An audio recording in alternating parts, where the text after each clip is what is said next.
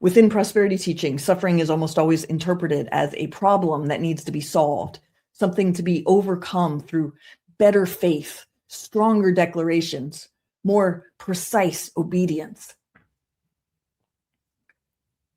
When suffering persists, believers are encouraged to seek for what is blocking their blessing, whether it's unconfessed sin or negative speech or insufficient faith or failure to apply the spiritual principles properly.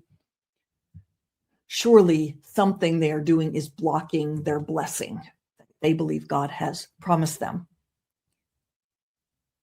But the New Testament offers a radically different account. Rather than presenting suffering as evidence of spiritual failure, Scripture actually presents it as one of the primary means by which God forms and shapes, molds, disciples his people. Paul tells the Romans that suffering produces endurance, character, and hope. James writes that trials test faith and mature believers, making us steadfast and complete. Peter speaks of suffering as refining our faith like fire refines gold.